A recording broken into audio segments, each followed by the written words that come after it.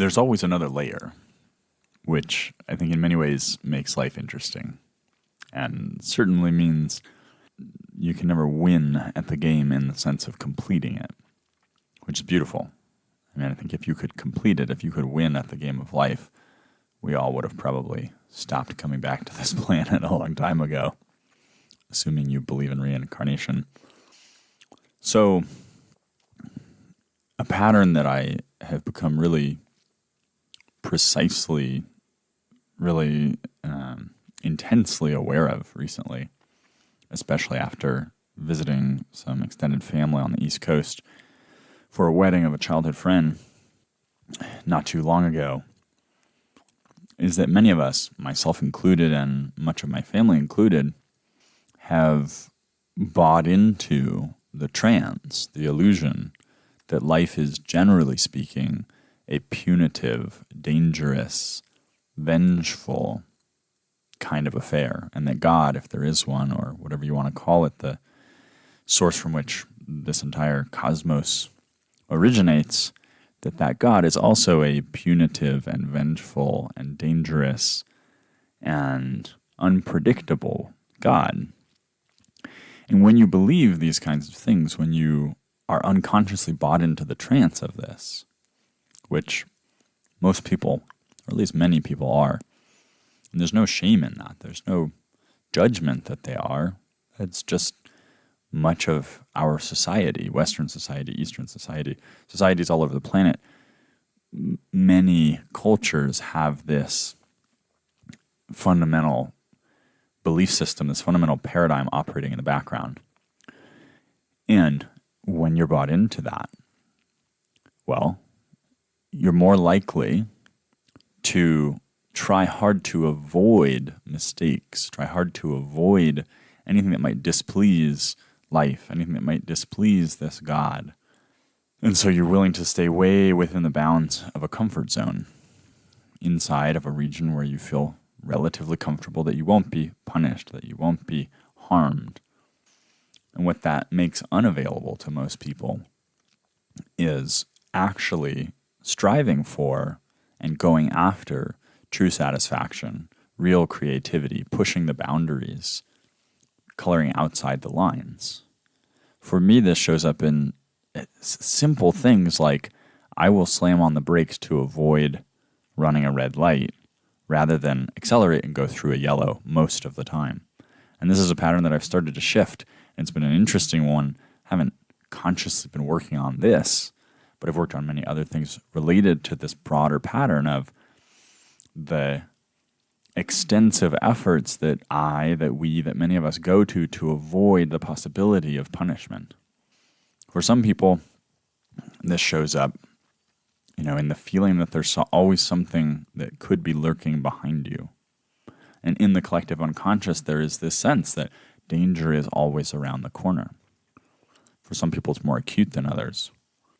But when you make the shift to recognizing that that's an illusion, and to seeing that life is, at worst, neutral, that God is, at worst, neutral, that the universe is, at worst, unconcerned, you start to see possibility. You start to see the opportunity to try new things, to color outside the lines, to let go of the little things that you might do that in the past you would have beat yourself up for, you would have shamed yourself, judged yourself, criticized yourself for. Like I mentioned, that earlier example, that simple example of running a yellow light that's about to turn red even maybe, rather than beat myself up or get into a panic about, oh my gosh, am I going to get a ticket? Oh my gosh, am I going to get arrested? Is my license going to be revoked? Something extreme like this. I just move on with my day. I meant no harm. I made a split-second decision to go forward rather than to slam on the brakes. It didn't hurt anybody. It didn't put anybody in significant danger. Moving on. It's that simple. Now, what other things, what other behaviors, what other thought patterns stem from this big picture belief system? One of them is the judgment and criticism of others. There's other belief systems at play, other specific beliefs that you can work on directly that feed into judgment and criticism. But this one plays into it in an interesting manner because if you believe, you may not be aware of it, but if you believe that the universe and God are a punitive, vengeful, dangerous, fearful entity, then when people misbehave, if they don't get punished, but you do, that's not fair. So, it's necessary that all mistakes are punished. It's necessary that all coloring outside the lines gets criticized and judged in order for life to be fair in the mind of someone like me or you who thinks that the universe is punitive.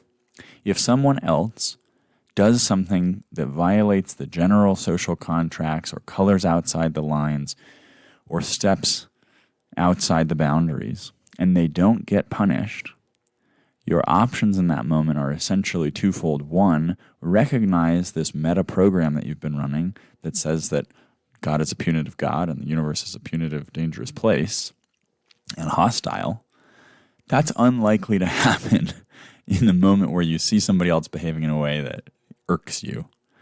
So that's option one, unlikely. Option two, criticize and judge them as a form of punishment in order to stay consistent with your view of how the universe operates.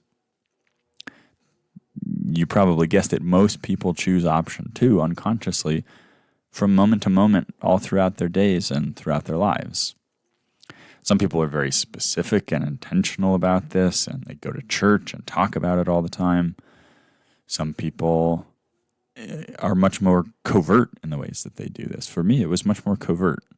And I've been walking the spiritual path for 5-ish years. And so I'd gotten to a place where, being judgmental is unspiritual of me, is undeveloped of me.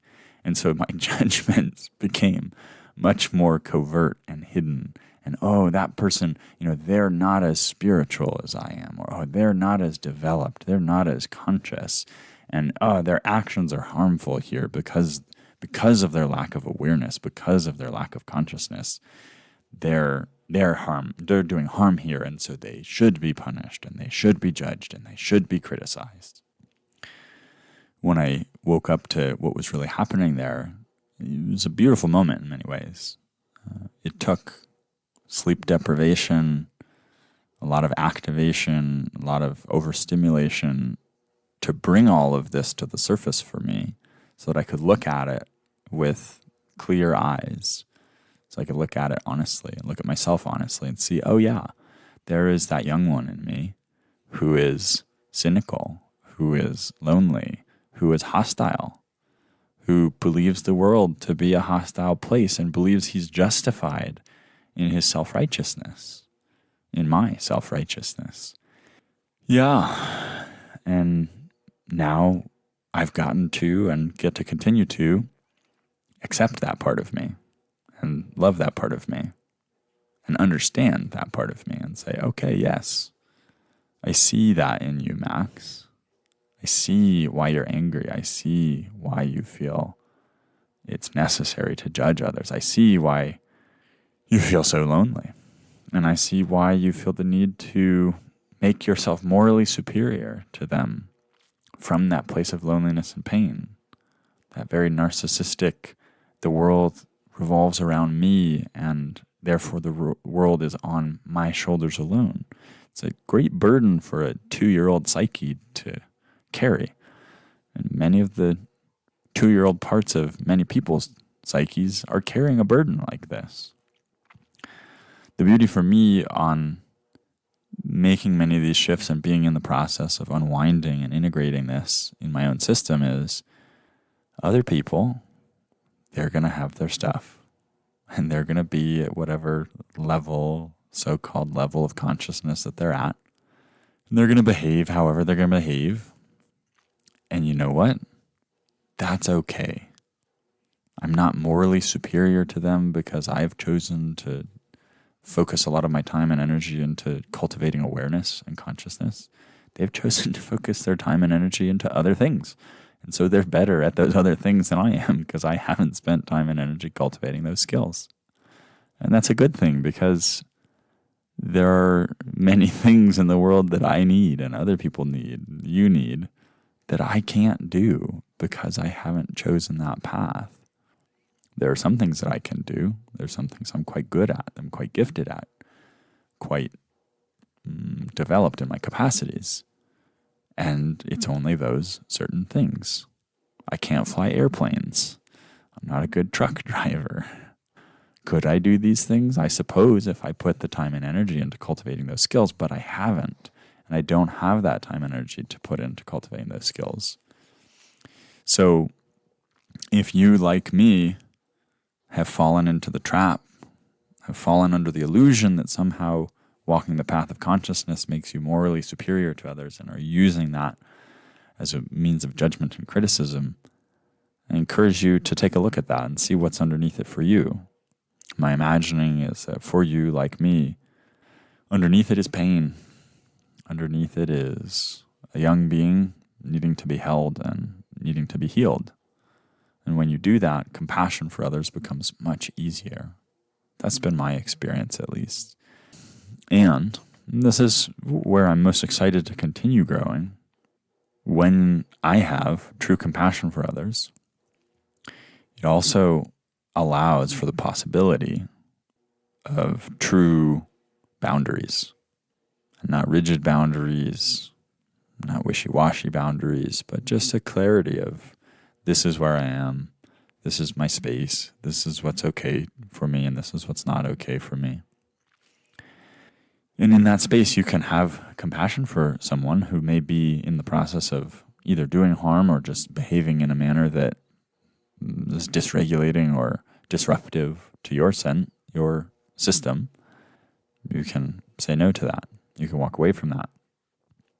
So I appreciate you walking the path, wherever you are, whoever you are, in whatever ways you are finding it useful to work on yourself, to heal yourself, to integrate yourself.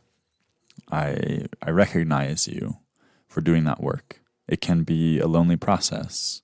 It doesn't have to be, but in many stages it is for many people. It can be a confusing process. It can be a frustrating process. It can be a challenging process. I think all of these things are in many ways baked in. I don't know that there is an option of walking this path of self-discovery and self-transcendence and self-creation without challenge and hardship and pain. And there is joy in it, and there is growth, and there are moments of integration and moments of transcendence and moments of clarity. And so I recognize you for your resilience and your dedication, and I send you gratitude and appreciation, and I wish for you more and more ease as each day passes. See you, or hear you, or you'll hear me on the next one. Take good care.